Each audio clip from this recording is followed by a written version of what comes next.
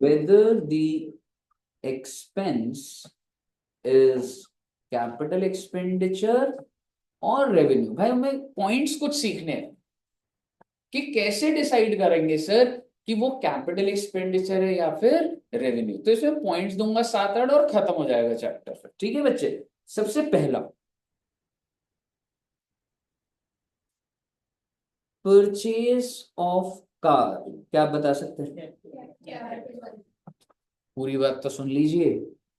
बिल्कुल मैंने आपसे पूछा तो आपने आंसर दिया बिल्कुल सही, लेकिन किसने खरीदी है मैटर कर जा रहा है। अगर मैं आपको बोलूं buy Tata Motors, oh my God, Tata motor का तो बिजनेस ही यही है, वो तो खरीदती है गाड़ी और बेचती है। अब उसके लिए क्या होगा? सो बेसिकली सबसे पहले बिजनेस तो समझ आना चाहिए। समझ रहे हो? एडू जंक्शन ने एसी खरीदा, कैपिटल एक्सपेंडिचर रेवेन्यू? कैपिटल। और अगर यही वोल्टास ने खरीदा होता तो, क्योंकि भाई जिसका एसी का काम है वो एसी खरीद रहा हो बेच रहा। तो it's very important what is the nature of the business जिसके लिए आप अकाउंटिंग कर रहे हो। समझ रहे हो? और अगर मैं यही लिख दूं purchase of car by Edu Junction, जैसा कि मैडम ने कहा सर अगर आज लेट हो गए तो ड्रॉप कर देना, तो हमने सोचा ठीक है क्लास तो चलेगी चलेगी, बच्चों के लिए कैब सर्विस रख लेते हैं। ठीक है जी, हो सकता है ना? मेघना जी खुश हो गई एकदम। हाँ ठीक है, होता है ना। हाँ बेटे, किसी इंस्टीट्यूट में बैठ के दूसरे की मार्केटिंग नहीं करते। क्या मैं आपको आपकी गलतियां बताता हूँ, कुछ भी आप अच्छा नहीं पढ़ रहे रहे। मैंने कुछ बच्चों का टेस्ट किया रखा, आप दूसरे सेंटर का नाम लेने लग गए। नहीं तो है तो ठीक है, अपने तक ही रखो ना। हाँ हाँ, ठीक है। और फिर आगे ये बताना आपके फ्रेंड भी हैं आप तो। ठीक है, नहीं कोई बात नहीं।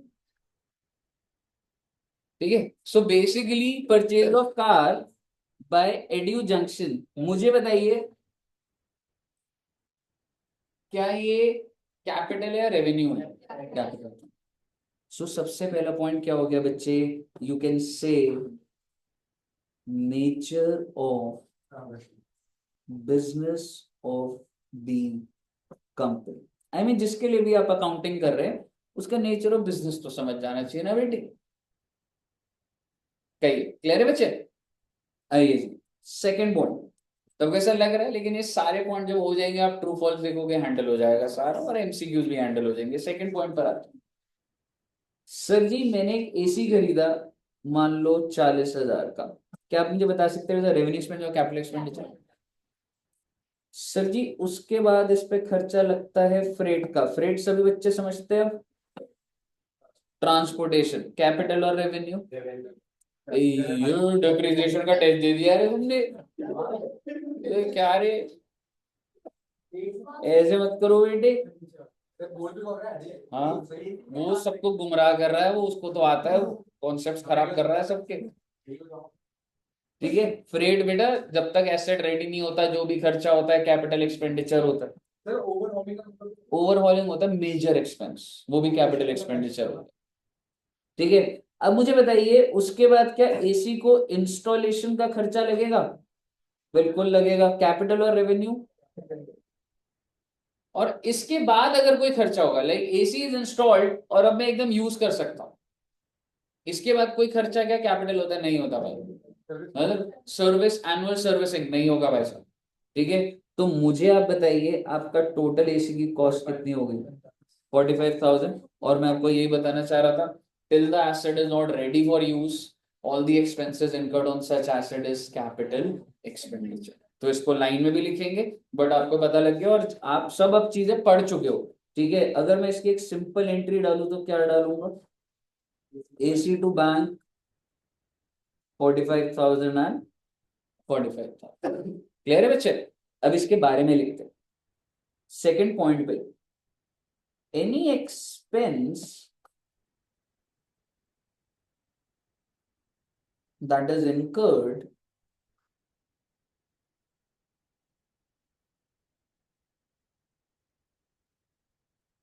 any expense that is incurred to make the asset ready to use. आप समझ रहे हैं रेडी टू यूज का मतलब? बेटे जब बिल्डिंग बनती है ना तो बिल्डिंग में लेबर का खर्चा बहुत जाता है, वेजेस होती है, पर उसको हम ट्रेडिंग में नहीं डालते, बिल्डिंग में डालते हुए बिल्डिंग तैयार नहीं। समझ रहे हो?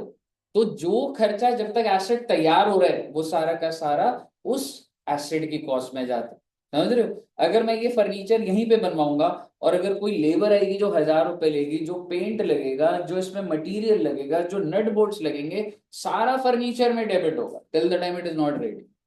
ठीक है जी? Till the time to make the asset ready for use is capital expense.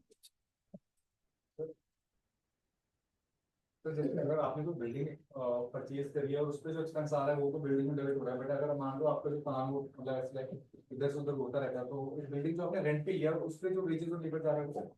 भाई जो मैंने रेंट पे लिया मेरा एसेट नहीं, हाँ मैं उस पर कुछ वेजेस छोटा मोटा करा रहा हूँ, वेजेस में जाएगा। बट अगर मास अमाउंट पे करवा रहे हो वो अगर मेजर रेनोवेशन है तो वो बिल्डिंग में जाएगा।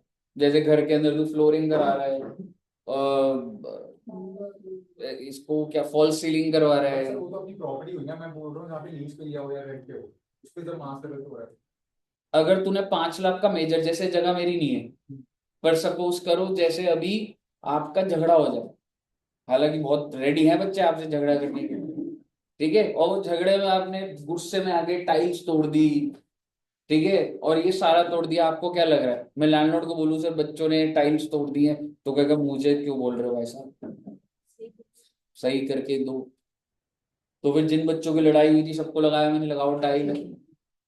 मुझे बताइए टाइल के ऊपर लाख 1,00,000 का खर्चा आ गया, ये सब टूट गया, 2 लाख रुपए का खर्चा, तो ये कोई नॉर्मल पीएनएल है या कैपिटल एक्सपेंडिचर है? पर ये मैंने करा, तो टेक्निकली बिल्डिंग 2-3 लाख रुपए से बन जाती है। ये आप मतलब बड़ी गहरी बात है, इंटरमीडिएट में कभी जाके होती है, आप अभी अवॉइड करिए इन बातों को। ठीक है जी? तो अच्छा, to make the asset ready for use, अगर इसके आगे लिखूं any expense that is incurred after the asset is ready to use. Okay, after the asset, भाई तैयार हो गया भाई एसेट, और मुझे एसी चलाना नहीं आ रहा, मैंने वोल्टास में कॉल करा, अरे भैया कूलिंग नहीं कर रहा, कह रहा आ जाऊंगा, 500 रुपये विजिटिंग चार्जेस, मैंने कहा आ जा भाई। अब बताइए, रेवेन्यू है भाई, रेडी है, मेरे से नहीं चल रहा, मेरे को सपोर्ट चाहिए, तो वो चीज है ना। अगले साल सर्विसिंग कराऊंगा तो रेवेन्यू एक्सपेंडिचर है। आप बाइक खरीदते हैं, बाइक की सर्विसिंग कराते हैं, रेवेन्यू एक्सपेंडिचर। कितने सारे मेंटेनेंस चार्जेस होते हैं प्लांट एंड मशीनरी लगने के बाद, गाड़ी खरीदने के बाद, बाइक खरीदने के बाद, जब एसेट तैयार है उसके बाद खर्चा करोगे तो रेवेन्यू एक्सपेंडिचर। करिए साहब, क्लियर है बच्चे? तुमने इससे ये समझा जब तक एसेट तैयार नहीं तब तक कैपिटल एक्सपेंडिचर। ओके, अब मैं आपसे बात करता हूँ, सपोज करो, मान लो आलोक जी जब सीए बन जाओगे तो क्या करोगे, जॉब करोगे बिजनेस? पहले जॉब करोगे, और मान लो आपने बहुत जॉब करी, बहुत पैसा कमा लिया, और बेटे अब आप 60 साल के हो गए। वो बोला भी था ना, आप तो कोई मौका छोड़ते ही नहीं ना, है ना? तो आप मुझे बताइए आलोक जी, अच्छा एक बात बताओ, जब तुम लोग रिटायर हो जाओगे दिल्ली में रहना पसंद करोगे? हाँ, इधर दिल्ली में रहना मतलब, now you don't have source of income in Delhi, तो आप प्रेफर करोगे दिल्ली में रहना? दिल्ली अच्छी जगह है, लेकिन पोल्यूशन और इतना हो गया कि जब अपनी हेल्थ पर आ जाए तो, मतलब ट्रैफिक इशू, अगर कोई मेरे से बोले Delhi is a nice place, traffic है कोई दिक्कत नहीं, कैपिटल सिटी है तो भाई घूमने को भी तो मिलता है, कितनी जगहों पे जा रहे हो या कुछ है, पर पोल्यूशन एक ऐसी चीज है जो कह सकता हूँ भाई लाइफ थ्रेटनिंग बना दी है। समझ रहे हो? तो बेसिकली लोग ना मूव कर रहे हैं दिल्ली से, देर आर मेनी पीपल।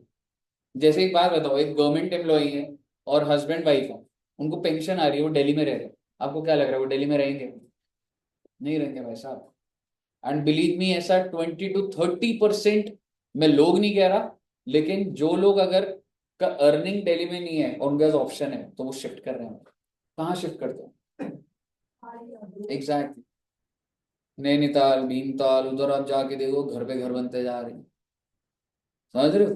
तो बेसिकली आलोक जी ने सोचा कि क्यों ना मैं भी अपना घर पहाड़ों पे बनाऊं। छोटी गर्मी से होती है। और वो भी घर बैठे इसके ऊपर यहाँ पे। भाई रॉकेट है। वहाँ भी पॉल्यूशन करके दे देंगे। लेकिन मतलब हाँ, अगर ज्यादा लोग उधर जाएंगे, गाड़ियां जाएंगी, बट अब उसमें टाइम है, लॉन्ग प्रोसेस, समझ रहे हो? ठीक है, तो आप मुझे बताइए, आलोक जी ने घर लिया, और आलोक जी कहाँ लेना चाहते हो घर आप? ये कौन सी वीडियो है? ये वो है ना, ग्रास होती है ना पहाड़ों पे, ऐसे जब पहाड़ बनते हैं तो ग्रास होती है, ठीक है ना? ड्राइंग में एक प्लस था ना तेरा। सवाल पहाड़ में तो कितने वैसे होते हैं, एक पत्थर से करना पहाड़ ऐसे ऐसे मेरा घर था हाँ? कलर से कर। कलर से करूं? ये लो। नियॉन, ये तो सर ग्रीन है सर, सर ग्रीन हो रहा है सर, ये नियॉन। सर के नीचे। अब ठीक है। हाँ फिर भी और ये आलोक जी का घर है, ठीक है, यहाँ रहते हैं आलोक जी। आलोक जी बना, वो भी चीज नहीं है। भाई तू ये बता, इस घर में फिट कैसे आएगा तू? हाथ तक लग गए।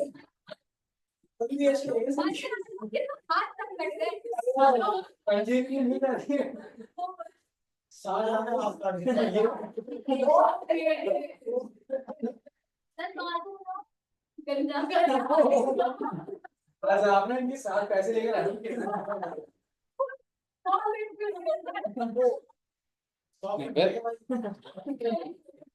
ठीक है, अब आप मुझे बताइए, सिर्फ 5 से बड़ा हो रहा।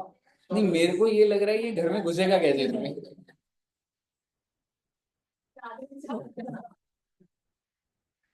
सर बाहर में मिलना और ठीक है, अबे वो है क्या नाम है? नहीं है इसने जो नीचे ग्रास है ना वो लगा लिया सर ने। ठीक है, आइए, एनीवेज, तो बेसिकली मुझे बताइए, आलोक जी ने सोचा कि भाई हिल स्टेशन पे घर लूंगा, और ये हिल स्टेशन भी कहाँ गया बेटे? नैनीताल मान लीजिए।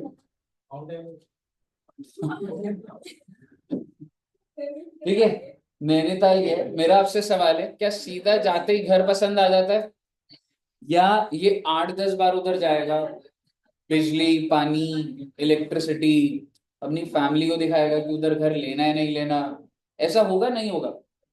तो बेसिकली आप समझिए कि आलोक जी जब एक घर लेंगे, तो इस पूरे प्रोसेस में क्या मैं कह सकता हूँ फ्लाइट का खर्चा होगा, क्या मैं कह सकता हूँ होटल एकोमोडेशन लेगा? भाई ऐसे जाते ही थोड़ा ना घर मिल जाता है। तेरी क्यूरोसिटी ये नहीं आ रही कि कैपिटल होगा या रेवेन्यू होगा? मेक माई ट्रिप पे पहले चेक कर ले फ्लाइट में, है ना? ठीक है, होटल का खर्चा, फूड का खर्चा, क्या ऐसा 8-10 बार आना जाना होगा नहीं होगा? बिल्कुल होगा सर, और फैमिली भी जाके देखेगी। तो इसका एक तो ये वाला खर्चा, अगर ब्रॉडली जो भी खर्चा हो रहा है, मैं बोला कितने रुपए लग गए भाई इसके? सर जी ये प्रॉपर्टी कितने की है? 10 करोड़ की। और आप मुझे बताइए, ऑब्वियस भाई 10 करोड़ की प्रॉपर्टी ले रहा है, ऐसे तुम मजाक उड़ा रहे हो, बाल ऐसे हैं, पैर नहीं हो रहे हो, 10 करोड़ की प्रॉपर्टी ले रहा हूँ, ठीक है। लेकिन इसको ना एक चीज डर थी कि क्यों ना मैं किसी लॉयर से पूछ लूं कि कहीं ये कोई फ्रॉड इंसान तो नहीं है जो बेच रहा है, ठीक है। तो सपोज करो, मान लो हिमानी जी, हिमानी जी, हिमांशी जी, हिमांशी जी, ठीक है, हिमांशी जी ने सीएमए के साथ साथ लॉ भी करा था बेटा, ठीक है। तो हिमांशी जी से इसने पूछा कि हिमांशी जी क्या मैं ये घर ले सकता हूँ? तो हिमांशी का क्या काम था बेटे? सीएम में तो है ही है मैडम,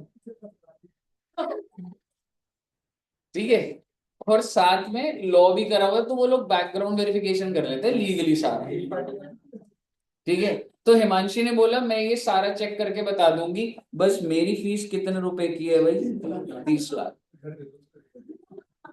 अब आलोक जी बताइए, क्या आप ये 30 लाख पे करेंगे या रिस्क उठा के खरीद लेगा प्रॉपर्टी? ऑब्वियसली पे करें। तो मेरा आपसे सवाल, ये जो 30 लाख रुपए हिमांशी जी को दिया जा रहा है घर खरीदने के बाद या पहले, क्या ये रेवेन्यू है कैपिटल?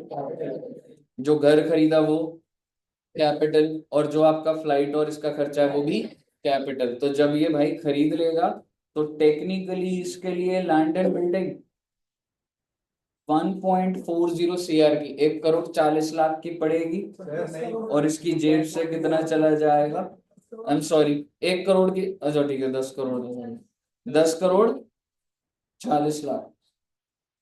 मुझे बताइए क्या यहाँ तक कोई दिक्कत? यानी कि एसेट एक्वायर करने से पहले कोई भी खर्चा है, चाहे वो लीगल एक्सपेंस है, चाहे वो ब्रोकरेज होती, वो भी कैपिटल एक्सपेंडिचर हो जाता है। अब हुआ क्या है बच्चे, बिल्कुल इसके अंदर आप कमीशन भी ले सकते, खरीदने से पहले का खर्चा है ना, ठीक है। अब हुआ क्या बेटे, कुछ टाइम बाद आलोक जी को एक नोटिस आ गया कोर्ट से कि ये प्रॉपर्टी आपकी है ही नहीं, ये प्रॉपर्टी किसकी है, सरकार की है, और आपको जिसने भी बेची उसने फ्रॉड करा और जिसने बोला ले लो उसने है। अब आप मुझे बताओ आलोक जी, अब अगर जैसी तेरे को ये नोटिस आया तो सबसे पहले किसको कॉल करेगा? मैं ओनर को उसने बेचा ओनर तो गायब है भाई, समझ रहे? ओनर ने तो फर्जी पेपर बना दिए, सरकारी प्रॉपर्टी थी, कोई आता नहीं था, दिखाया और तेरे को बेच दिया, ठीक है। अब किसको कॉल करेगा? हिमांशी जी को कॉल करेगा, और आलोक जी बोलेगा हिमांशी जी आपने बोला था, मैंने आपको 30 लाख रुपए भी दिए थे कि आप पूरा बैकग्राउंड वेरिफिकेशन करोगे। तो हिमांशी जी ने बोला हाँ बिल्कुल हमने पूरा बैकग्राउंड वेरिफिकेशन करा था। तो कह रहा फिर ये नोटिस कैसे आ गया? तो हिमांशी को कुछ कंफ्यूजन आ गई होगी, डोंट वरी, मैं आपके आपका जो है केस कोर्ट में सबमिट करती हूँ कि नहीं नहीं ये प्रॉपर्टी जेन्युइन है, जो है कुछ कंफ्यूजन। तो आप मुझे बताइए आलोक जब फंसा है अभी, तो किसके पास गया पहले तो? हिमांशी के पास, और हिमांशी जी कह रही है डोंट वरी, मैं सेटल करा दूंगी सारा, प्रॉपर्टी आप ही की थी, आप ही की है, और आप ही की रहेगी। आलोक जी कह रहे हैं आप तो बहुत ही अच्छे इंसान हैं। हिमांशी जी आप ठीक है। तो हिमांशी ने कहा नहीं ऐसी बात भी नहीं है, ये काम कराने के 20 लाख लूंगी। मुझे बताइए आलोक जी, क्या 20 लाख रुपए आप देंगे या कोई और लॉयर हायर कर लेंगे? नहीं तो अलग में 10 लाख मान लो दुष्यंत सर लॉ पढ़ाते हैं, दुष्यंत सर भी एक लॉयर है। बेटे इस पूरी कहानी में जो फेक इंसान ने बेचा है ना तेरे को, वो दुष्यंत सर ही है। हाँ जी, क्या ये कंपनी मैडम, मैं ना अकाउंट्स पढ़ाता हूँ ना, पर यहाँ के अकाउंटिंग में नहीं करूंगा, मैं टैक्स भी बढ़ाता हूँ, यहाँ का टैक्स मैं नहीं दूंगा, ऐसा नहीं, मुझे आता नहीं, टाइम नहीं, समझ रहे हो?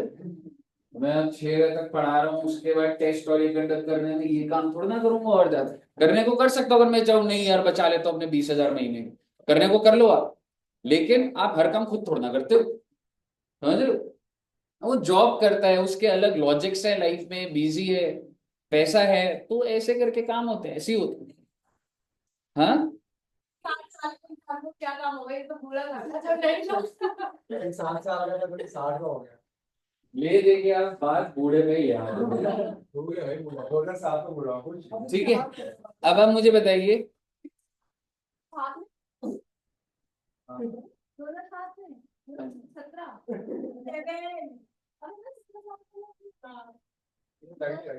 अरे अरे क्या छोटा है यार 2 महीने पहले देखते 25 कह रहे थे तो अभी बात है कितने साल के? 17। 12 के एक वो आ रहा था, एक मैंने रील देखी थी, 17 में क्या जोड़े जो 70 बन जाते हैं, देखा था? देखा था? हाँ? सारी रील तो मैं रील देख रहा हूँ। ये भी देख रहा था मैं ही बना में करवा डिस्ट्रिक्ट का मतलब डिस्ट्रिक्ट नहीं है नहीं मतलब पाप है बताओ ठीक है।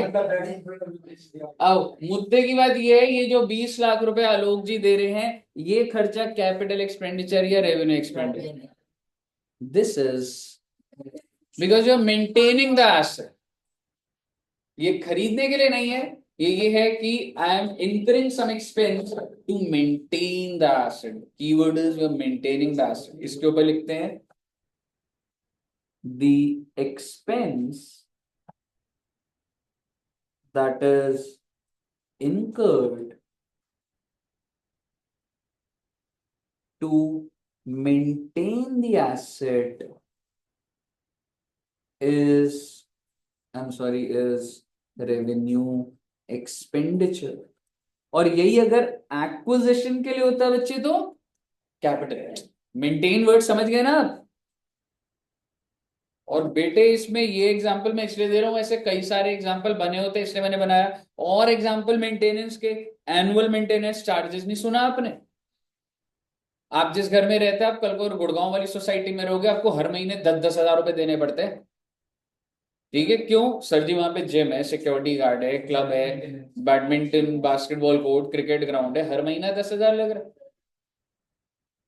बिल्कुल बिल्कुल, समझ रहे हो? तो मेंटेनेंस चार्जेस होते हैं, तो जो भी खर्चा मेंटेनेंस के लिए। अच्छा, और सर जी कार मेंटेनेंस, आप बताइए, क्या आप गाड़ी की सर्विसिंग नहीं कराते? क्या होता है? मेंटेनेंस ही तो होता है। कार की मेंटेनेंस, बाइक की मेंटेनेंस, मशीनरी की मेंटेनेंस। आप यहाँ पे देखते हो, अभी जब जैसे अभी तो विंटर्स है, जब गर्मी होंगी तो ऑब्वियसली एसी के लिए सारे सर्विसिंग के लिए आएंगे, 8-10 एसी जो भी होंगे, सर्विसिंग कॉस्ट लगेगी। कहीं प्रोजेक्टर में कुछ हो जाता है तो प्रोजेक्टर वाला आता है। तो ये सारी चीजें क्या, कैपिटल या रेवेन्यू? रेवेन्यू। तो ये एक्विजिशन के बाद सिर्फ मेंटेन करो भाई, चलता रहे भाई उससे। समझ रहे हो? बिल्कुल समझ रहे। Maintenance expense to P N to bank और P N L to maintenance expenses. Clear है बच्चे? ओके, तो अगले पॉइंट पर आते हैं। तो मैंने मेंटेनेंस की बात कर ली। मेरा आपसे सवाल, मान लो आपके पास बाइक है और आपने उसकी सर्विसिंग कराई है, तो कैपिटल या रेवेन्यू? रेवेन्यू। अब मेरा आपसे दूसरा सवाल, आप यहाँ पे देख रहे हो बेटे। अच्छा, आप सभी बच्चों को ये पता है, रॉयल एनफील्ड पता है बच्चों को? क्या होता है रॉयल एनफील्ड? बाइक है, कौन बनाता है रॉयल एनफील्ड? बुलेट। हाँ बुलेट है, मतलब बुलेट भी बोलते हैं उसको। और ऑब्वियसली रॉयल एनफील्ड होती है, कौन बनाता है?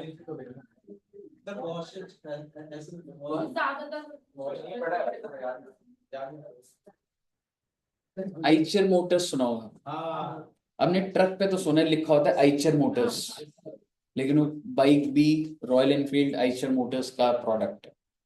समझ रहे हो? तो बेसिकली आइचर मोटर्स जो है ना बच्चे, तो आइचर मोटर्स एक कंपनी है, ठीक है? वो क्या बनाती है? ट्रक्स भी बनाती है, ठीक है? और रॉयल एनफील्ड उन्हीं का ही प्रोडक्ट है, ठीक है? तो रॉयल एनफील्ड कितने सीसी की होती?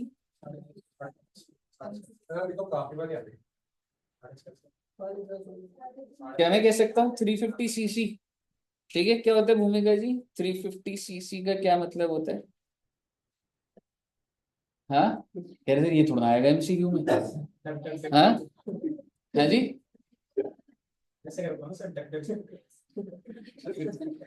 ठीक है। तो 350 सीसी होते हैं, और एक्टिवा कितने सीसी होती है? वो भी नहीं पता। और साइकिल कितने सीसी होती है? नहीं पता साइकिल इंजन की पावर होती है।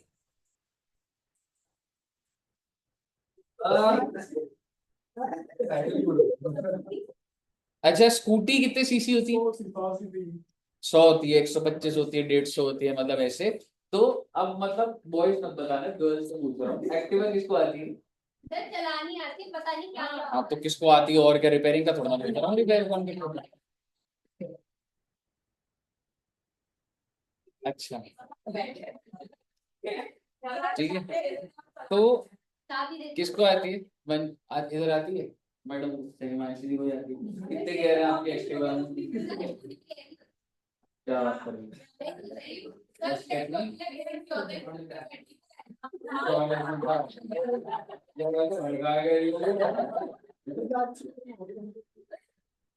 बेटे हम भी वही जाए, हम ये फोन करेंगे ना 10 मिनट में बुला लेंगे। हाँ, हाँ। ये आप दूसरी एक्टिवा यूज करते हो। अच्छा, स्टेप नहीं होती? स्टेपनी कार में होती है। कार में होती है। Good, very good. हाँ, स्टेपनी का नहीं बताता तुझे? नहीं, गलत। आपने रील डाली थी लड़कियों के लिए, आप इनके लिए इट्स नॉर्मल, ठीक है, नॉर्मल सी बात पढ़ने के टाइम देता ठीक है। सेम सेम क्वेश्चन पूछे सबने इंटर वाले बच्चों पे। एक एक कह रही थी उसमें स्टूडेंट 6 गियर होते हैं एक्टिव में। ठीक है, तो रॉयल इनफील्ड 350 सीसी होती है। अब आप मुझे बताओ, अगर आप रॉयल इनफील्ड का रिपेयर कराते हो तो रिपेयर एक्सपेंस क्या होगा? Revenue expense. पर मैंने क्या करा, आपको पता है रॉयल इनफील्ड ना 650 सीसी की भी आती है। मैंने बाइक में से 350 सीसी का इंजन निकलवाया और मैं गया कंपनी में, मैंने कहा यही स्ट्रक्चर है ऑब्वियसली, ये इंजन निकाल के 650 सीसी का लगा दो। उन्होंने बोला लग जाएगा, कितने रुपए का खर्चा लगेगा? 1 lakh. 650 CC is heavy speed हुई, स्पोर्ट्स बाइक होती है 1000 सीसी। ठीक है, हाँ हाँ 650 ना, ठीक है। अब आप मुझे बताइए, टेक्निकली मैंने इंजन निकाला और मैंने हेवी इंजन डाल दिया, और ये डालने के लिए मेरा 1 लाख रुपए लगा। मेरा आपसे सवाल, कैपिटल एक्सपेंडिचर या exactly this is capital. Sir ये मेंटेनेंस के लिए लगा रहे, रिपेयर नहीं होना। है जी, it has improved your performance. अगर आपका नए एसेट से बेहतर हो जाए तो कैपिटल होता है। ये एसी ना बेटे 2 टन का है, 2 टन समझते हो? जो जितने ज्यादा टन होगा कूलिंग करेगा। ये 2 टन का है, ये शायद से 1-1 टन होगा, टोटल यहाँ पे 4 टन है। ठीक है, 4 टन। ठीक है, अब अगर मैं आपको बोलूं भाई तब भी यहाँ पे कूलिंग नहीं हो रही, सपोजिंगली मैंने कहा भाई एक काम कर, इन 1-1 टन के उसको कंप्रेसर को निकाल, इसमें भी 2-2 टन के घुसा दे, क्या परफॉर्मेंस बढ़नी जाएगी? परफॉर्मेंस कैसे मिलेगा? कूलिंग से।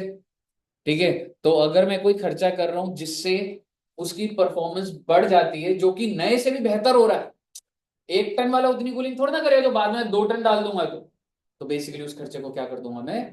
Capital expenditure. ठीक है बच्चे, तो बेसिकली अगर आपकी परफॉर्मेंस, आप कोई खर्चा करते हो जिससे बढ़ जाती है तो वो कैपिटल एक्सपेंडिचर होता है। आइए लिखते हैं इसके ऊपर, एनी एक्सपेंस that improves या increases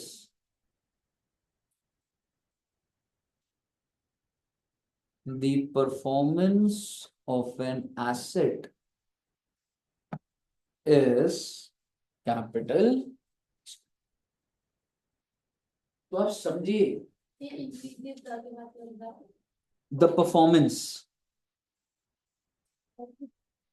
आपकी राइटिंग शुरू से ऐसी हो? मतलब शुरू से इसको अच्छा कह रहे हो, खराब कह रहे हो? खराब। पहले पहले तो बहुत अच्छी थी मेरी। बड़े फर्क होता है, आप पता है, आप रजिस्टर पे लिखते हो, ये इस पे टैब पे बहुत डिफिकल्ट हो, बहुत गर्म होता है, हाथ भी नहीं रखा जाता है यहाँ पे। 100 डिग्री का इस पे टेम्परेचर है हाथ रखने में। 100 डिग्री हाँ भाई वो कंटिन्यू रनिंग पे है ना। नहीं मजाक करो, 100 डिग्री पे तो आ नहीं जाता है। सर वो टैब पे लिखना टफ होता है, लिखना टफ।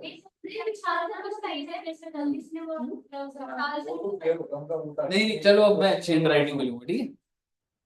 मैं अपने स्कूल में बेस्ट हैंड राइटिंग का अवार्ड जीता था। डॉक्टर नहीं है, डॉक्टर ऑफ अकाउंट्स, हाँ वो तो अभी क्या है। Doctor of accounts and tax surgeon, capsule injection surgery सब होती है, पर क्या करा।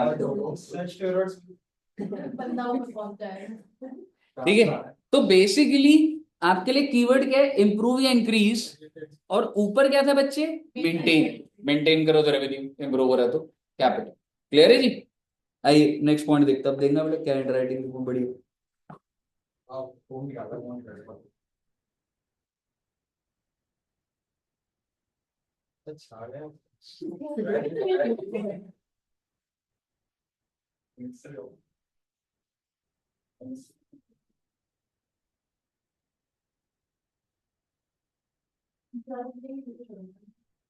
फ्रीक्वेंसी ऑफ, भाई अगर मैं ऐसे ही बोलूं कि एनुअली खर्चा होता है, और मंथली भी हो सकता है, एनुअली लिख लो, हाफ ईयरली लिख लो, क्वार्टरली लिख लो, और दूसरा मंथली लिख दो। क्वार्टरली बेटे 3 महीने वाला है, वो वाला नहीं है जो आप ड्रिंक करते हैं। पहले जैसे यहाँ पे आपने ये बदल ही है पूरा। अरे भाई फटाफट लिखना होता है ना यार।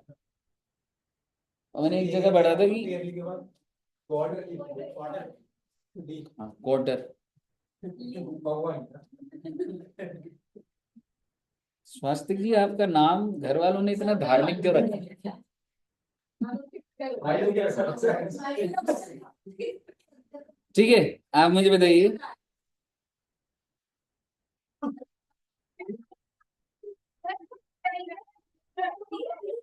भाई 70 में ये मैं बड़ा आदत है। ठीक है, नहीं नहीं बेटे, ड्रिंक नहीं करना चाहिए बच्चे। ठीक है, ट्यूशन से बहुत ड्रिंक करते हैं। सर वो कहते हैं आप अभी ड्रिंक करो। ट्यूशन से बहुत इवनिंग में आपकी बेसिक उन्होंने एक बार इतना किसमें कहते एक बार आप पार्टी में गए थे, ड्रिंक नहीं हुई थी, आप लोग घर लेके गए थे, रात में वॉशरूम में रहे, आप बाइक से लड़ाई हुई, फिर बाइक सर को कॉल करके गाली मार दी कि ऐसा ऐसा तुझे बिना किसी ने बुला दिया।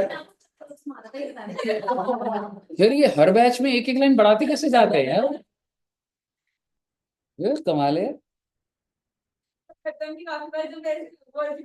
बार कह रहे वो हाँ, सर याद है? ऑब्सेस्ड है सर एकदम। हाँ हाँ, वो डालते हैं। मतलब कर दिया अच्छा कर दिया का नहीं सर का, एक आपको और बनाएंगे, आपको जल्दी फोन करेंगे, सर को पता चलेगा, पर सर को यही पता था कि आपने डायरेक्ट अप्रोच नहीं किया उसे, ठीक है? तो वो चले गए थे घर से, तो वो कह रही थी और जब आपके डिस्क्रिप्शन दिया ना तो कह रही वो जो बनियान पहन के आपको आज अब सर की कहानी सुनानी पड़ेगी। तुमने वो ट्यूशन से बताने गए कब? ऑब्सेस्ड है क्या एकदम? तो प्राइवेसी होती है। अच्छा, कब कब? भाई ये तो सही है यार, सर से यार नीचे से ना पानी की बोतल और ये भी देख लेना, भर भी देना। या मैम को बोल देना आप करते हो या नहीं, या नीचे एक बार बोल देना मैम को जिसको कर रहा हूँ। हाँ, ये बोतल है और ये पानी की बोतल भी होगी। हाँ, सामने की वो पहले की बोतल। सर देखो सर रात को मंदिर जाता है और उनकी वॉइस लगता है पूरा काम करती है।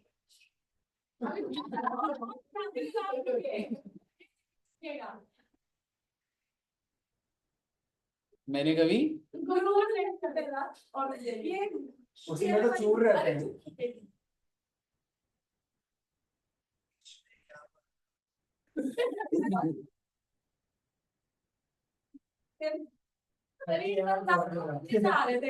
सबकी बात है मंदिर बोलता है, अरे मंदिर अरे मंदिर में गुड़गांव जाता है। सारी आपको कोविड की कहानी पता है सर की?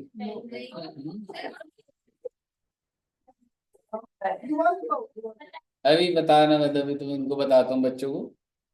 क्या हुआ था, कोविड आया था ना जब, ठीक है, तो सर ना एकदम बहुत ही, मतलब ना सर वहमी इंसान है बहुत ज्यादा, तभी शादी नहीं कर रहे थे वो।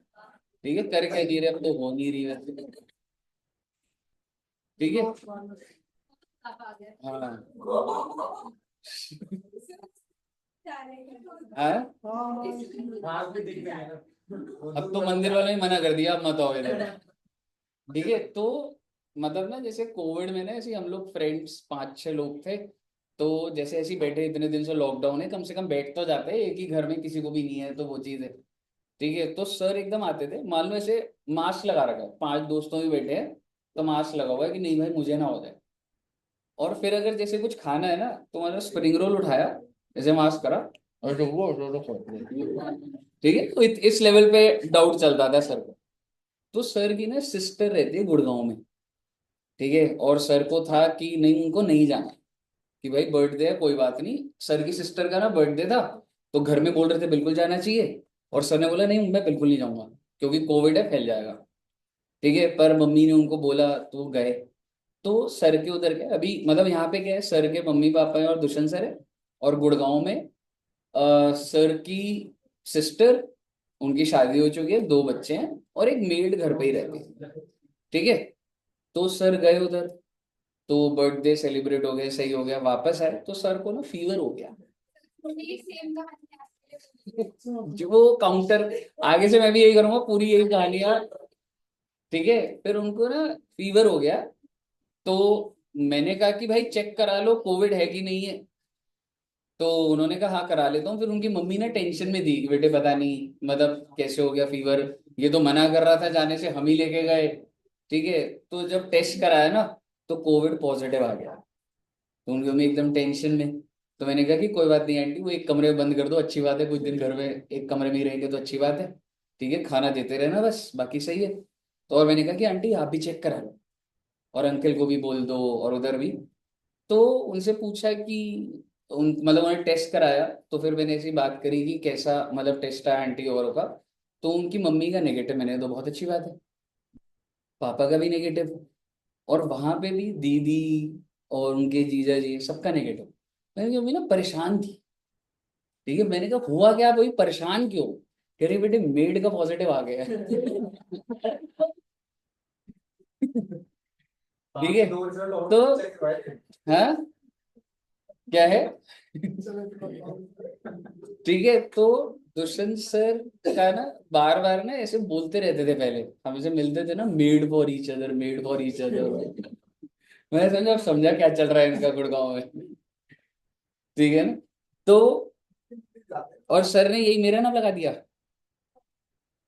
यही कहानी मेरे नाम पे सुना दी। बहुत सर आप तो शादीशुदा होते हैं, बहुत सर बहुत। ठीक है, आइए। शादीशुदा को ठीक है, अच्छा एक बात बताओ, एनुअली और ये अगर मैं आपको बोलूं फ्रीक्वेंसी ऑफ एक्सपेंडिचर है once in 3 to 4 years capital expenditure, clear है जी। सर्टेन पीरियड पता है कि 3 साल बाद होगा ये खर्चा। कैपिटल ही तब भी क्या कैपिटल, ठीक है ना। अब अगर मैं आपसे बात करूं अमाउंट की बात करूं, अमाउंट ऑफ एक्सपेंस, अब मुझे बताइए आप, अमाउंट ऑफ एक्सपेंस में अगर ह्यूज एक्सपेंस है तो क्या होगा बच्चे, और अगर लेस अमाउंट होगा तो revenue expenditure. Huge amount monthly basis पे हो रहा है। यह डिपेंड करता है, मैं कोई एक पैरामीटर नहीं बना सकता। अब आपको फिर समझना पड़ेगा उसका बेनिफिट कब तक है, ह्यूज है और अगर मंथली कर रहा है तो हो सकता है रेवेन्यू। सैलरी का बहुत बड़ा खर्चा होता है होटल इंडस्ट्री में, आपके हिसाब से होटल इंडस्ट्री सबसे बड़ा खर्चा क्या होता है, सैलरी होता होगा, इलेक्ट्रिसिटी एक्सपेंस सबसे बड़ा है, उनके टोटल खर्चे का 50% बिजली का खर्चा होता है, फिर भी उसको क्या माना जाता है, रेवेन्यू, बार बार हो रहे हैं, समझ रहे हो? तो वो चीज है। अच्छा, अब अगर मैं आपको बोलूं फ्रीक्वेंसी ऑफ एक्सपेंस हो गया, अमाउंट ऑफ एक्सपेंस हो गया, और क्या रह गया, एक और चीज, एक दो चीजें रह गई, लास्ट पॉइंट ये बेटे बस, ठीक है। अच्छा एक चीज बताइए, जैसे सपोज करो स्वास्तिक जी जब कल वो सीएम में बन जाओगे, ऐसा हो सकता है कि आप अपना बिजनेस करोगे, कर लेंगे, हम भी बना रहे हैं। हम भी बना ठीक है। और ऐसा हो सकता है ना कि सीएम में तो बन ही जाओगे, पहले ये सोचने की बात है फिर बिजनेस की बात है, बन जाओगे, बिल्कुल भाई बनना ही बनना है भाई, ठीक है। तो स्वास्तिक जी ने बहुत बड़ा बड़े, एक तो सीएम में हो गया, ऊपर से इसका बिजनेस है, और इसके बिजनेस में एक दिन ये मुझे मिला ऐसे ही क्लब में मिला, वहां पे हैवी ड्रिंक कर रहा था बेटे, ठीक है। अभी क्वार्टर सुनते ही ना नोट्स बनाने बंद कर दिए थे तुम, ठीक है। तो सेल्स 100 करोड़, तो मैंने पूछा स्वास्तिक से कि भाई तेरी सेल्स कितनी है, कह रहा सर 100 करोड़, मैंने कहा कॉस्ट कितनी है, कह रहा सर 70 करोड़, मैंने कहा तू तो बहुत सही कर रहा है, कितने रुपए का प्रॉफिट कमा रहे हैं, 30 करोड़, और वो भी कितना बच्चे साल, दो भोजन मिलेंगे। कहते कमा खा। ठीक है। तो बेसिकली स्वास्तिक जी का प्रॉफिट कितने का है, मैंने स्वास्तिक को बोला कि तेरे को पता है मतलब कि, तो स्वास्तिक मेरे से मिला था ना, तो मैंने इसको बोला यार पता है क्या है, मेरे को तेरी सेल्स बढ़ानी तो नहीं आती, पर मैं ना तेरी यही कॉस्ट 40 करोड़ की कर दूंगा, जो कॉस्ट 70 करोड़ दे रहा है ना तू, 40 करोड़ कर दूंगा। इसने कहा कैसे? मैंने कहा रॉ मटेरियल कहाँ से मंगवाता है? इसका मान लो रिमोट का काम है। मैंने कहा जो तू रिमोट खरीदता है कितने का खरीदता है? तेरे परचेज टीम होगी ना, पूरी टीम होती है बेटी, पूरी प्रोक्योरमेंट टीम जो ऑल ओवर इंडिया सबसे कोटेशंस लेती होगी, जहां से सस्ता मिले, क्वालिटी कंट्रोल्स इंश्योर करते हुए। तो कह रहे सर मुझे रिमोट 20 रुपए का पड़ता है। मैंने कहा रुक जाए एक जगह, मैंने कॉल करा, मैंने कहा सेम क्वालिटी का कितने का दोगे आप मुझे? उन्होंने बोला 12 रुपए का मिल जाएगा। अब मुझे बताइए इसकी रॉ मटेरियल कॉस्ट कम नहीं हो जाएगी बहुत ज्यादा? फिर मैं इसको बोला कि तुम्हारे यहाँ पे लेबर जो है तू 6 दिन बुलाता है, स्ट्राइक होती है, ये खर्चे होते हैं, ऐसे करके मैंने कुछ ऐसे लॉजिक दिए जो इसको एकदम हिट हो गए। और उसने कहा सर आप बिल्कुल सही कह रहे हो कि आप तो मेरी कॉस्ट रिड्यूस कर दोगे। और जैसे इसकी कॉस्ट रिड्यूस हुई, assuming sales remaining the same, कितने रुपए का प्रॉफिट आ जाएगा भाई का? इसने कहा सर और बताइए ना। 60 करोड़। सर आपके घर में सब है क्या? हाँ है क्या पानी के अलावा? सब एक सीमेंट नहीं कर रहा। ठीक है। तो इसने बोला सर और बताइए ना। मैंने कहा ऐसे थोड़ा ना होता भाई, बाकी तो ऑफिस में बताऊंगा, तेरे को फीस बताऊंगा कैसे क्या होता है, आप मुझे बताइए। इसने कहा सर फिर भी एक आइडिया दे दो, फीस कितनी लोगे? मैंने कहा 10 करोड़। सही है। अब आप बताइए। क्या पर प्रॉफिट का कितना चार्ज नहीं करेंगे? हाँ बड़े डब्ल्यू के नीचे। ठीक है, आप मुझे बताइए स्वास्तिक जी, क्या ये 10 करोड़ आप इंटरेस्टेड होंगे देने में? And let me tell you this is just one time, इसके हर साल को फायदा मिलेगा। मैं तो वन टाइम फॉर्मूला भेजूंगा इसको कि ये प्रोक्योरमेंट कर सकता है तू यहाँ से, ऐसे मैन्युफैक्चरिंग भी कर सकता है, ये स्ट्रैटेजीज फॉलो कर सकता है, सारा पूरा फॉर्मूला दूंगा इसको। आप मुझे बताइए क्या ये पैसा देगा 10 करोड़ मुझे? मेरा आपसे सवाल, अगर ये देगा कैपिटल एक्सपेंडिचर या revenue expenditure? Because any expense that reduce the day to day expense, या any expense that reduce your working expense is a capital expenditure. ठीक है बच्चे? So basically last point, any expense that reduces day to day expense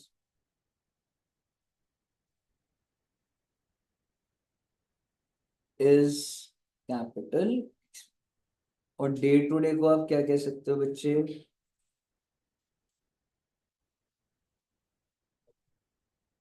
working. Sir, day to expenditure for day-to-day conduct of the business benefits of which last less than 1 year. ये capital में आएगा? Day to day expense just 1 साल के लिए कम हो रहा है, Less than- फिर तो रेवेन्यू हो जाएगा। समझ रहे हो? ठीक है, आप मुझे बताइए। तो बेसिकली जो भी आपका डे टू डे खर्चे को कम कर रहा होगा वो क्या बोल दोगे बच्चे आप? Capital expenditure. यहां तक क्लियर है? अब बस मैं आपको एक दो पॉइंट ऐसे बोलूंगा और ये चैप्टर डन नहीं, अभी मेरे को सॉरी रिसिप्ट भी बताना था। एक वर्ड आ सकता है बच्चे, ओवरऑल एक्सपेंस। अभी हम जब क्वेश्चन देखेंगे ना, तो ओवरऑल एक्सपेंस आपके हिसाब से कैपिटल एक्सपेंडिचर या रेवेन्यू एक्सपेंडिचर? ओवरऑल का मतलब होता है मेजर एक्सपेंस। समझ रहे हो? Overall means major. ओके ठीक है साहब। और इसमें क्या है, आइए बिना रुके एक्सपेंडिचर की मैंने आपसे बात कर दी है, अब मैं आपसे रिसिप्ट की बात कर रहा हूं। पेपर में मिक्स आ सकता है बच्चे, 5-6 पॉइंट होंगे और पूछा जाएगा ये कैपिटल रिसिप्ट है या रेवेन्यू, या कैपिटल एक्सपेंडिचर या रेवेन्यू।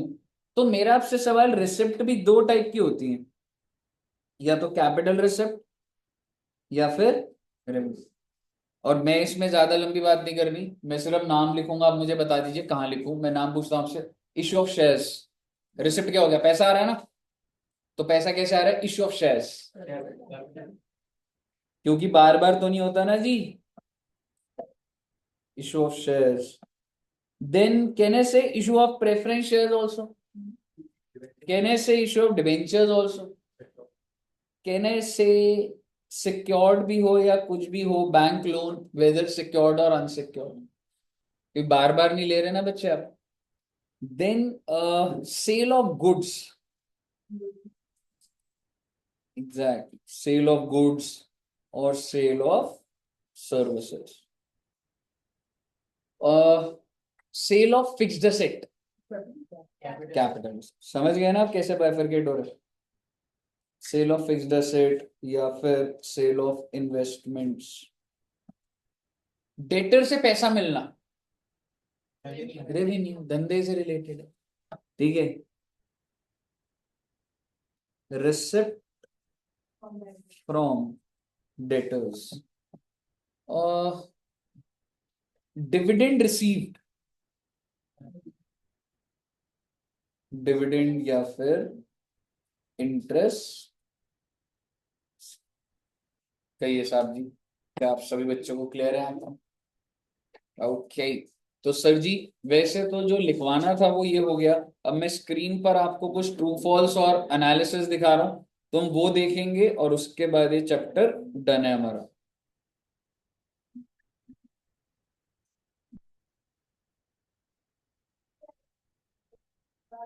सर देखा यहाँ पे उसकी बेइज्जती हुई है, आपकी बेइज्जती हुई है। क्या?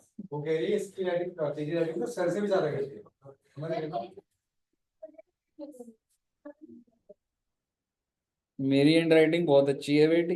हाँ, अवार्ड मिला। एक बार तो बच्चे कंफ्यूज हो गए थे, रोहित सर के नोट्स है कि मेरे नोट्स है, एकदम उनको लगा कि अच्छा। सर हाँ, अकाउंट्स का टेस्ट आप 29 को ही लोगे। और क्या, क्योंकि आप ही तो थे जिसने बोला था सर आपकी हैंड राइटिंग ऐसी है या पहले से ऐसी है। तो जो पहले से जो ड्यू डेट चल रही है ना, पहले वाला ही चल रहा है। Back fire.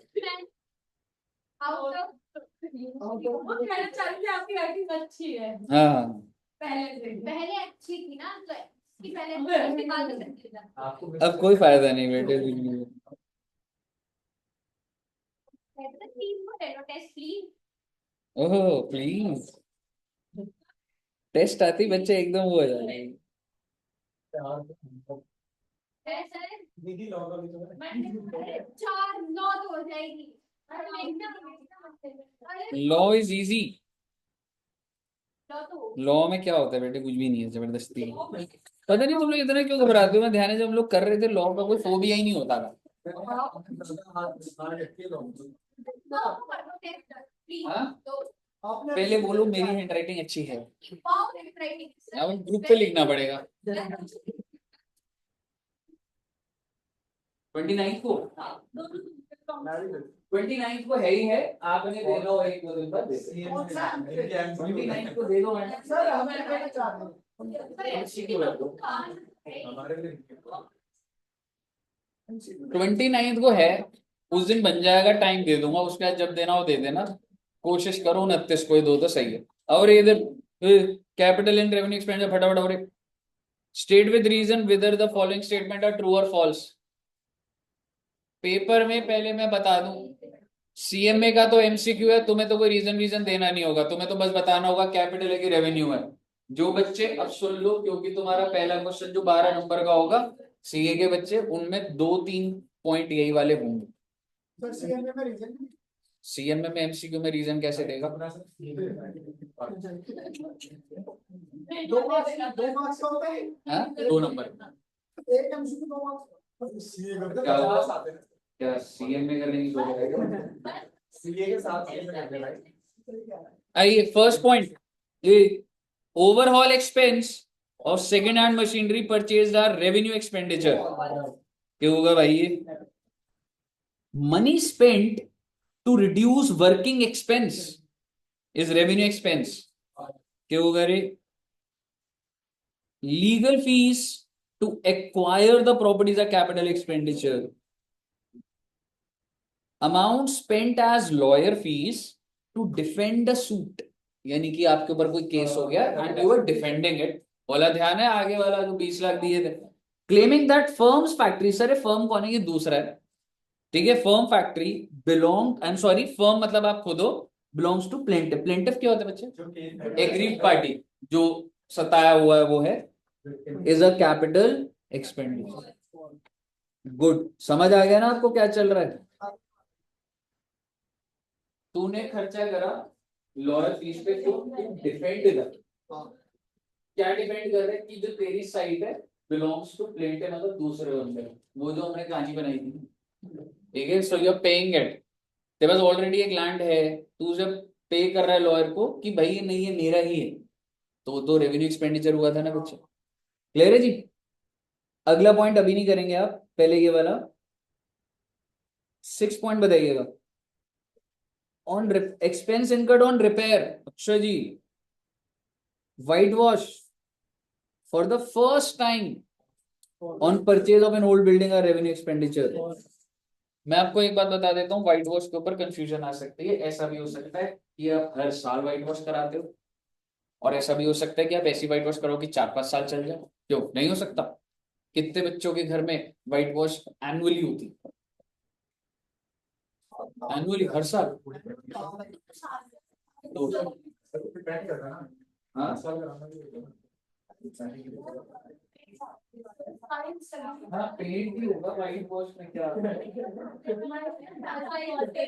अच्छा, टाइल्स लगी हुई है, वॉल सारे सारी रूम्स में वॉलपेपर लगाते हैं आप। एक नहीं, एक दीवार पे होता है ना, बाकी तो प्लेन, सब जगह वॉलपेपर। अच्छा, जहाँ जहाँ सीलन आ रही है वहाँ टाइल लगाते जाओ।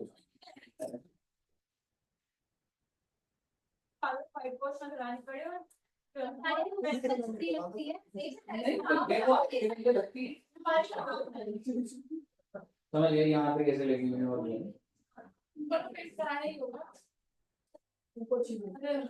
हाँ मतलब ठीक है। अरे उसका घर ठीक व्हाइट वॉश ऐसी भी हो सकती है, आपने ऐड देखी होगी, जैसे कि ऐसी व्हाइट वॉश कराई, चाहे धूप बारिश कुछ भी हो रहा है तो खराब ही नहीं हो रही 5 साल तक, क्योंकि वो महंगी होगी, प्लास्टिक कोटिंग हो गया उसके अंदर। और दूसरा होता है बेटे, व्हाइट वॉश होता है वो दूसरा, अच्छी क्वालिटी इतनी ना हो और आपने व्हाइट वॉश करा, अगले साल फिर खराब लग रही है। तो डिपेंड करता है ना आप कैसी व्हाइट वॉश करा रहे हो। समझ रहे हो? अगर आप ऐसी व्हाइट वॉश करा रहे हो कि 5 साल तक कराने की जरूरत ही नहीं, तो वो खर्चा क्या हो जाएगा। और अगर आप एनुअली कराते हो, नहीं भी सफाई हो जाती है और हर साल हम तो करा लेंगे तो रेवेन्यू हो जाएगा। ठीक है, मुद्दे की बात ये, यहाँ पर क्या पता लग रहा है बेटे, यहाँ पे एक तो ये बात बता रहे repair and white wash, still confuse, नहीं पता मुझे क्या है, लेकिन वो क्या कह रहे हैं, first time on purchase of an old building. सोचो एक ओल्ड बिल्डिंग जिसकी हालत बहुत ज्यादा बुरी होती है ना, जैसे हम आते जाते देखते हैं पूरी एकदम खराब हो चुका है, क्या वहां पे बैठ के ऑफिस का काम हो सकता है? नहीं, तो उससे पहले उस पर रिपेयर का काम होगा, व्हाइट वॉश का होगा, तो वो क्या हो जाएगा बच्चे, कैपिटल एक्सपेंडिचर। क्लियर है जी? 7 पॉइंट बताइए। obtaining a license for running a cinema hall, क्या सिनेमा हॉल जो है लाइसेंस चाहिए होता है? चाहिए होता है भाई, समझ रहे हो, पूरे रूल्स एंड रेगुलेशंस होती हैं। तो क्या होगा बच्चे ये ट्रू, ठीक है, क्योंकि कैपिटल होता है भाई, बहुत हैवी खर्चा होता है, ठीक है, 4-5 साल के लिए भी मिलता है, ऐसा भी होता है। अगर सर एक ही साल के लिए मिलेगा तो पीएनएल भाई, 1 साल का वैलिडिटी नहीं है उसका, बेनिफिट ही 1 साल तक का है, समझ रहे हो? अच्छा, अब हमने देखा बच्चे, कभी कभी जब घर बन रहा होता है तो आपके घर के आसपास जो घर बन रहा होगा वहां पे कोई ना कोई टेम्पररी कुछ लेबर रहते हैं, जिसको चौकीदार बोला जाता है। क्यों? क्योंकि रात को अगर टाइल जाएंगे तो वो उतरवाएगा, स्टॉक टेकिंग करेगा, ठीक है। उसके बाद कोई भी सामान आ रहा है, कंटिन्यूस ट्रक्स आते हैं ना, तो कोई ना कोई उधर होना चाहिए जो लोडिंग अनलोडिंग देखे, और वो वहीं रहता है, और वहीं पर एक छोटा सा घर सा बना लेता है, और जब वो घर मेन वाला बन जाता है तो उसका वो वाला घर तोड़ देता है, काम खत्म हो जाता है। इसी तरीके से मान लो एक जगह पे मॉल बन रहा है, क्या मॉल बनाने के लिए मान लो 500 लेबर आ रही है, वो डेली अप डाउन करेंगे, वहीं पे टेम्पररी हट्स बना लेते हैं। टेम्पररी हट बनाने का खर्चा कैपिटल या revenue? Because it is in relation to construction of the mall. Point पढ़ दीजिएगा, समझ आ जाएगा। कह रहे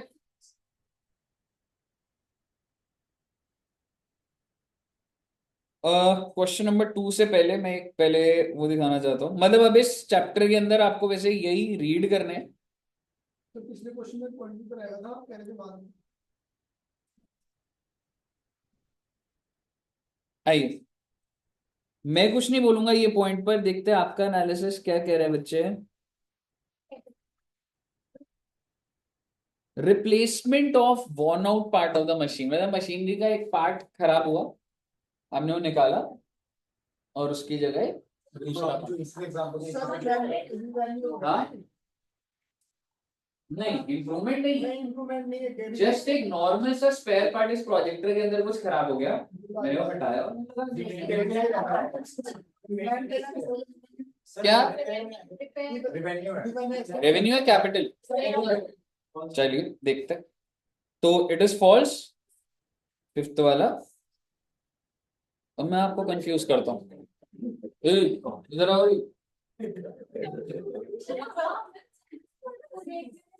जब इस रूम में बैठो तो कॉम्पिटिशन नहीं करो भाई।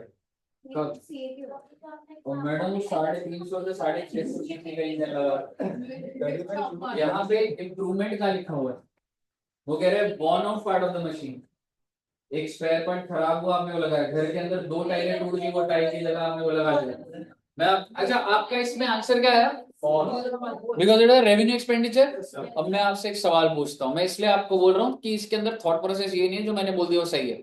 आप सभी बच्चों ने एरोप्लेन देखा? एरोप्लेन नहीं देखा हुआ आपने? ऊपर ऐसे कभी नहीं देखा आपने? देखा है ना एरोप्लेन? बाय करा था और वहां भी किसी ने रिवर्ट नहीं करा। ठीक है, आप मुझे बताइए एरोप्लेन के अंदर क्या क्या कंपोनेंट्स होते हैं? जेट्स बहुत सारी जेट, रॉकेट की बात सुना कर रहा हूँ। तू एरोप्लेन से क्या समझ रहा है? फाइटर प्लेन उड़ रहे हैं पैसेंजर को बिठा के। इंजन हो गया, अपविंग हो गया, और उस साइड हाँ इंजन हो गया, भारी कंपोनेंट होगा भाई। और व्हील्स हो गए उसके, व्हील्स महंगे महंगे होंगे भाई, लाख 10 लाख हो सकता है, करोड़ का भी हो, 1-1 करोड़ का भी हो, कोई बड़ी बात नहीं। एक एरोप्लेन कितने का होता होगा? कितने का है जी? ठीक है, तो एक तो इंजन अपना एक लाइफ है, जो उसकी पूरी की पूरी बॉडी है वो स्टील की बनी होगी, मेटालिक बॉडी जो होगी, ऑब्वियसली कुछ ऐसा क्वालिटी होगी जो उतनी हैवी भी ना हो ताकि उड़ भी सके, इंजन पे लोड ना आए, एल्यूमिनियम का बिल्कुल। ठीक है, और क्या पार्ट्स होते हैं अंदर की? चेयर्स, एसी जो लगा हुआ है। अब आप मुझे बताइए पूरा का पूरा क्या चीज? किचन, 97 करोड़ 97 करोड़ 987 987 करोड़। ठीक है, तो आप मुझे बताइए, तो और आपको क्या लग रहा है? तो बोइंग, आप क्या सोच के बैठे हो पहली सैलरी से एरोप्लेन खरीद लोगे? नहीं भाई, प्राइवेट कितने का नहीं है, 15,000 वो 1500 का है वो, 1500 यार। मतलब प्राइवेट वाला महंगा है। और सर वो जेट है, जेट जेट है ना, वो जापान से गया था, 30 मिनट में पहुंचा देगा आपको। तो वो सकता हूँ चलो एनीवेज, है ना, पॉइंट पर आ जाते हैं। प्लेन में बैठ जाए बस बहुत है, कोई बात नहीं, खरीदना किसने है। ठीक है, बात सुनिएगा ध्यान से। बात मैं आपको ये कह रहा हूं कि अगर उसका सिर्फ और सिर्फ इंजन खराब होता है, सारा प्लेन ठीक है, इंजन 100 करोड़ का है, तो एक इंजन खराब हुआ, रिप्लेसमेंट ऑफ ओल्ड पार्ट और उसकी जगह नया लगा दिया, कैपिटल और रेवेन्यू। क्या बात कर रहे हो आप? Revenue expenditure at the same time आपको ये सोचना पड़ेगा वो जो लगाया उसकी लाइफ कितनी है। ऐसे थोड़ा ना होता है।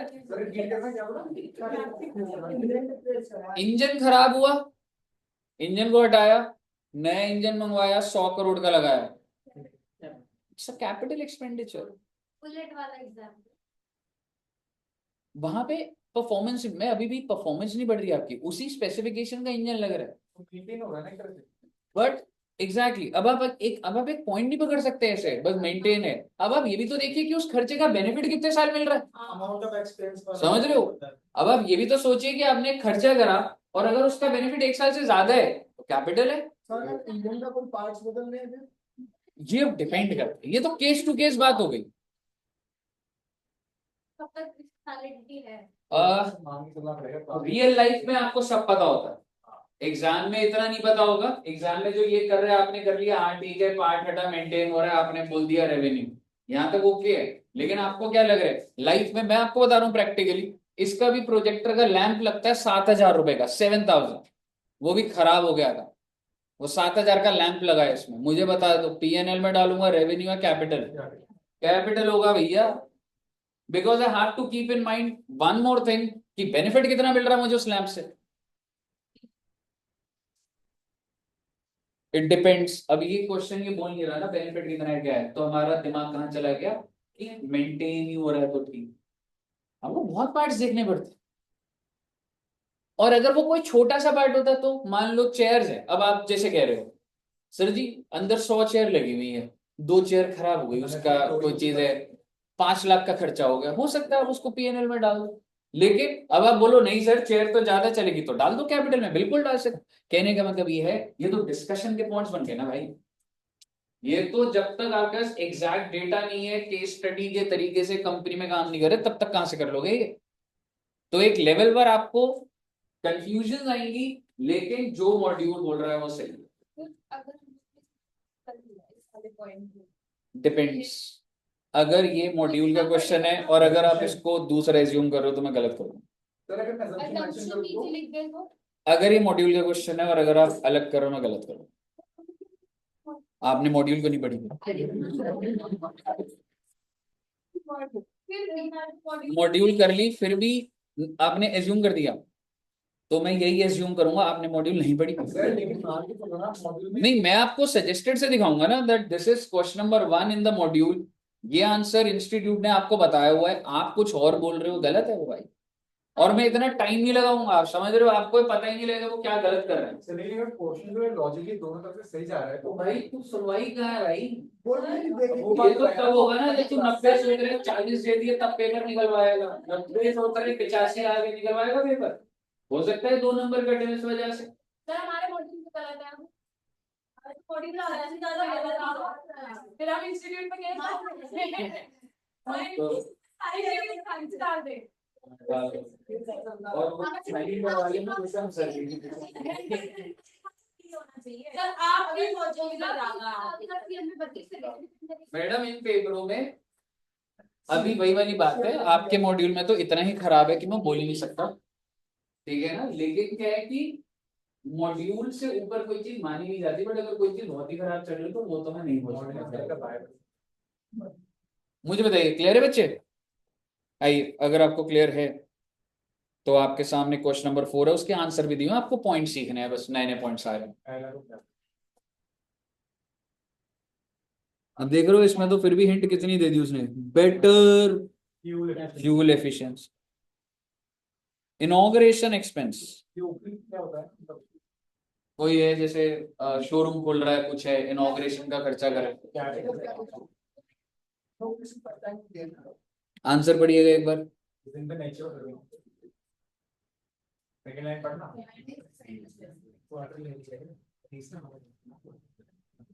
क्या है रे इनॉग्रेशन का, क्या है बेटे? कैपिटल या रेवेन्यू? क्योंकि वो क्या बोल रहे भाई, देख मैं वही वाली बात है, इंस्टीट्यूट के आगे कुछ नहीं बोल सकता मैं, हर कुछ में ये थोड़ा ना बोलूंगा ये भी हो सकता है, मतलब वो वाली बात है। अल्टीमेटली इंस्टीट्यूट कह रहे हैं इनॉग्रेशन है तो 1 साल से ज्यादा का बेनिफिट थोड़ा मिल रहा है। और अगर मैं आपको बोलूँ मैं इतना खतरनाक इनॉग्रेशन करूंगा लोग 10 साल तक जानेंगे, फिर कैपिटल भी हो सकता है। तो ये तो हमारी एजम्पशन है ना जो कभी खत्म नहीं हो सकती। मैं इनॉग्रेशन में सारे के सारे सेलिब्रिटीज को बुला दूंगा और उसके बाद बैनर लगे रहेंगे, 10 साल तक उसकी मार्केटिंग करो, बोल इनॉग्रेशन का फायदा मिलेगा नहीं मिलेगा?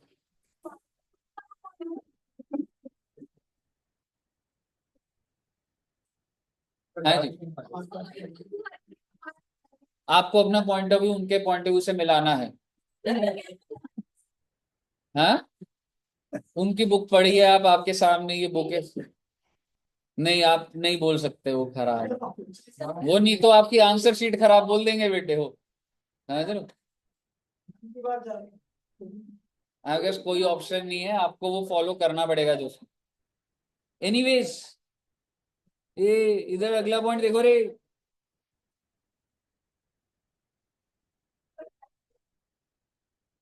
अगला वाला कुछ नया सा पॉइंट है बेटे।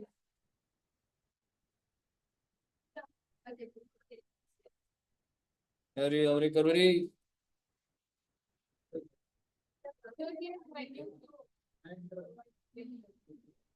क्या बोल रहा है वो, रेवेन्यू एक्सपेंडिचर?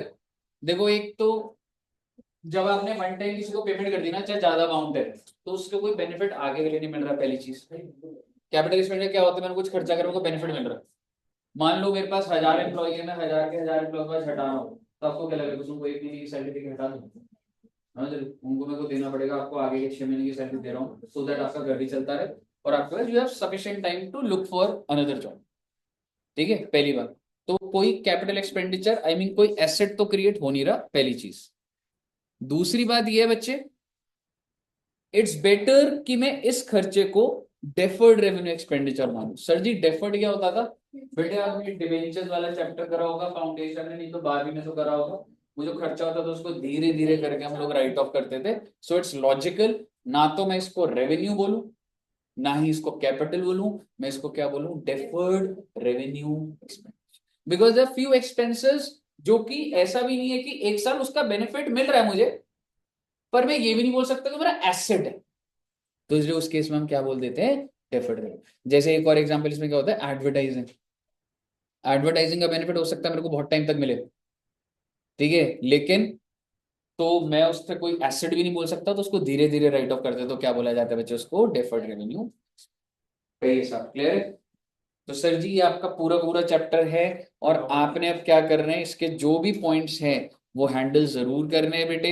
ये वेटेज आपका 4 नंबर रखेगा ही रखेगा ये चैप्टर, सीएम में एज वेल एज सीएम में के अंदर हो सकता है 6 नंबर की भी वेटेज हो जाए, ठीक है ना? तो 6 मतलब 3 भी एमसीक्यू आने बड़ी नॉर्मल सी बात है, इससे 2 तो आएंगे ही आएंगे।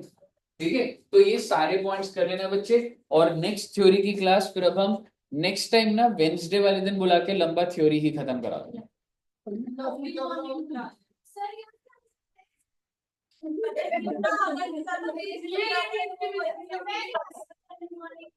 सर मतलब 11 बजे से रख लीजिएगा। साला फिर अगला 3:30 बजे। हो जाएगा नेक्स्ट क्लास में, मतलब जब डे प्लान हो रहा होगा ना, तो पहले में आप लोग का थ्योरी डालो, ठीक है बच्चों? सर 11 बजे से शुरू। हाँ हाँ हाँ 11:30। तो जैसे कराओगे एक से 6 तो ज्यादा ही है। ठीक है, देखूंगा बेटे बाकी सारी क्लासेस और उसके अकॉर्डिंगली प्लान करके बेचारी को तुम्हारी मैं आपके बारे में सोचा ही है, तभी है, नहीं तो दूसरा प्लान था। नहीं तो सुबह सुबह तो 9 बजे भी आ सकते हो। नहीं सर 9 बजे। क्यों? तुम्हारी एज में थे ना, हम 6 बजे जाते थे क्लास, नदी पार करके बैग ऐसे लेके।